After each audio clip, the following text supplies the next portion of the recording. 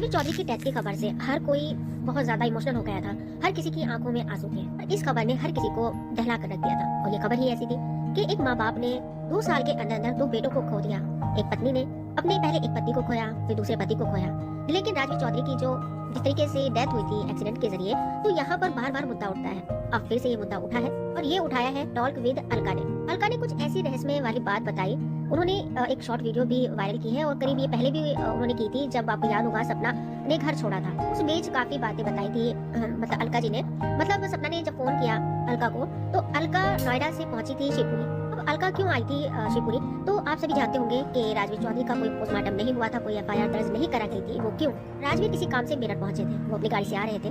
कोई सामने से कार वाला आता है और साइड मारकर चला जाता है और उनकी कार का एक्सीडेंट हो जाता है। राजवीर चौधरी मौके पर ही मतलब तोड़ देते हैं। उनके अंदर कुछ नहीं था, लेकिन फिर भी उन्हें हॉस्पिटल ले जाया जाता है। डॉक्टर चेक करते ही बता देते हैं कि राजवीर अब इस दुनिया में नहीं रहे। जब ये हादसा हुआ था उस दौरान सपना अपने ससुराल में नहीं थी, वो अपने मायके गई हुई थी। सपना को मायके में ही ये खबर मिली। सपना रोती बिलखती तड़पती हुई अपने ससुराल आई। राजवीर चौधरी का जो पोस्टमार्टम था वो होना चाहिए था, एफआईआर भी करानी चाहिए थी, लेकिन सपना ने बताया है कि क्यों नहीं कराई गई थी। मैंने खुद बताई है कि मेरे सास ससुर ने ये कहा था कि मैं एफआईआर नहीं करा सकता और क्योंकि दुश्मनी हो जाएगी, 2 बच्चियां हैं, उनका क्या होगा और मैं बूढ़ा हो चुका हूँ, कैसे संभाल पाऊंगा। तो यहाँ एक सवाल उठ रहा है कि अब भी तो वो 2 बच्चियां बाहर रह रही हैं, अब परवाह नहीं है उन छोटी मासूम बेटियों की। तो कहा जाता है कि जो सपना की सास है राजवीर चौधरी की मम्मी, तो वो अपने भाइयों के कहने में चलती है। जैसा वो कहते हैं वैसा ही माँ जी करती है। तो वो जैसा कहते हैं वो उसी तरीके से चलते हैं। उन्होंने मतलब ना तो एफआईआर होने दी, ना ही पोस्टमार्टम होने दिया। तो आखिर क्यों? एक क्लिप हम आपको दिखाते हैं एक्सीडेंट की, तो उस पर आप ध्यान से देखिएगा, क्योंकि हमें नहीं लगता कि राजवीर चौधरी का ये एक्सीडेंट हुआ है। क्योंकि हमें यहाँ एक्सीडेंट जिस तरह से हुआ है तो उसे देखकर ये लगता है कि कोई साइड मार के गया है जानबूझकर। हालांकि ये सीसीटीवी आपने काफी देखा होगा, लेकिन एक बार फिर से ध्यान दीजिएगा।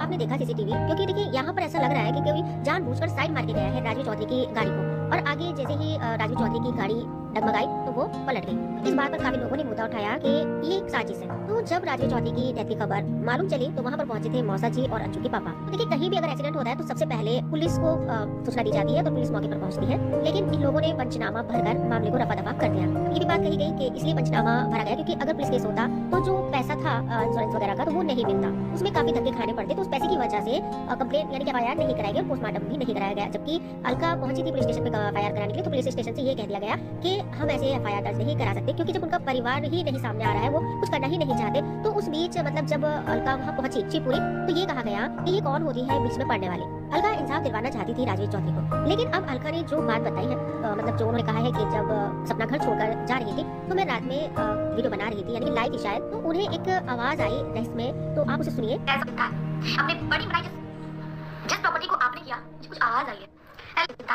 अपने बड़ी बनाई जिस प्रॉपर्टी को आप। तो अलका ने ये कहा है कि मुझे जब मैं वीडियो बना रही थी, सपना घर छोड़कर जा रही थी या निकाला गया था, तो उस बीच मैंने वीडियो बनाई क्योंकि मुझे उस वक्त बहुत ज्यादा एहसास हुआ कि आखिर कैसे घर बिखर गया। तो रात में बैठी वीडियो जब बना रही थी तो पीछे से आवाज आई। आप सोच रहे होंगे कि वो आवाज कौन सी, तो ऐसे आप ध्यान से सुनिएगा, वो हल्की सी ऐसे आवाज है ऐसे करके हमने 2 बार उसको रिपीट किया है, आप ध्यान से सुने। तो जिस पर अलका ने ये कहा है कि राजवीर चौधरी किसी को नहीं छोड़ेंगे क्योंकि उन्हें इंसाफ नहीं मिला है और उनके परिवार के साथ जो गलत हो रहा है, उनकी बच्ची यानी कि बेटियों के साथ, पत्नी के साथ, तो उनकी आत्मा भटक रही है, वो किसी को नहीं छोड़ेंगे। और जिन लोगों ने उनके साथ गलत किया है तो वो मतलब उनको इस चीज का सामना करना ही होगा। और ये भी साथ कहा है अलका ने कि उनको वैसी मौत नहीं होगी, उनकी रहस्यमय तरीके से ही मौत होगी। मतलब ये सुनकर हमें देखिए ऐसा नहीं है कि देखिए अलका झूठ बोले, क्योंकि कहीं ना कहीं एक राजवीर चौधरी की डेथ के बाद मतलब इस परिवार से बहुत ज्यादा हमदर्दी हो गई थी। क्योंकि आज भी अगर इस चीज को हम याद करते हैं ना, तो सच में चेहरा देखकर राजवीर चौधरी का हो या सूरज चौधरी का तो बहुत एहसास होता है कि कैसे राजवीर चौधरी ने देखिए हाथ थामा था अपनी भाभी का।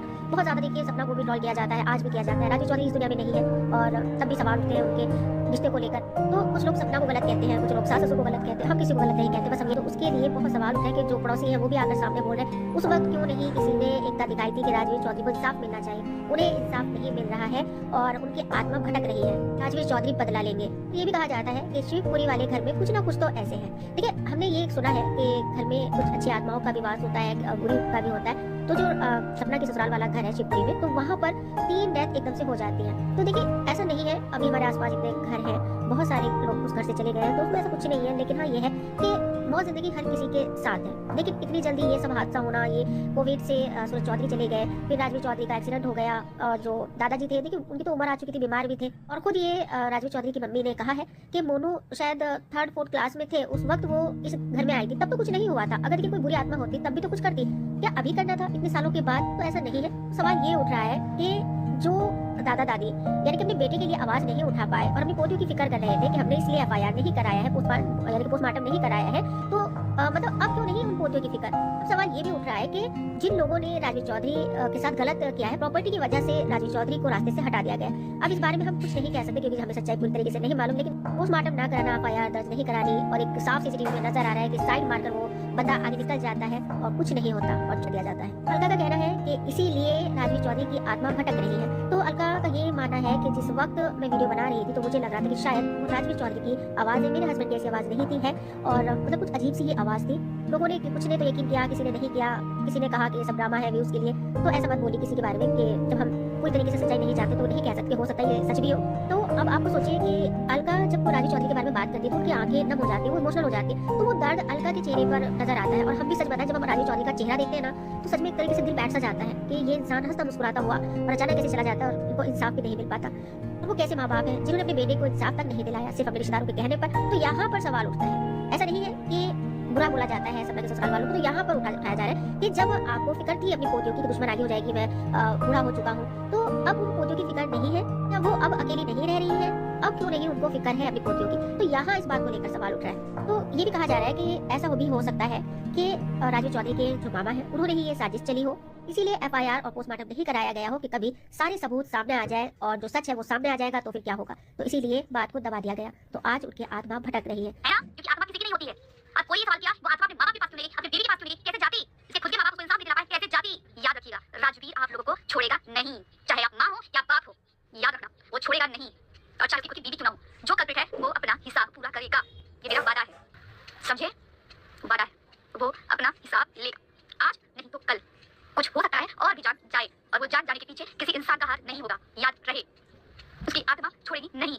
आपने सुना कि अलका जी ने कहा कि मतलब जब अलका जी ने वो शॉर्ट वीडियो डाली तो लोगों ने काफी कमेंट किए कि ये फेक है, ऐसा है वैसा है, कि आत्मा आपके पास क्यों आई? तो उनका कहना है कि आत्मा इसलिए आई क्योंकि जिस दौरान मतलब जो सपना को मालूम चला कि एफआईआर और ये नहीं कराई गई पोस्टमार्टम वगैरह, तब अलका को फोन किया था सपना ने, लेकिन ससुराल वालों ने बात को दबा दिया और एफआईआर नहीं कराने दी। सब मतलब अलका ने काफी कोशिश की।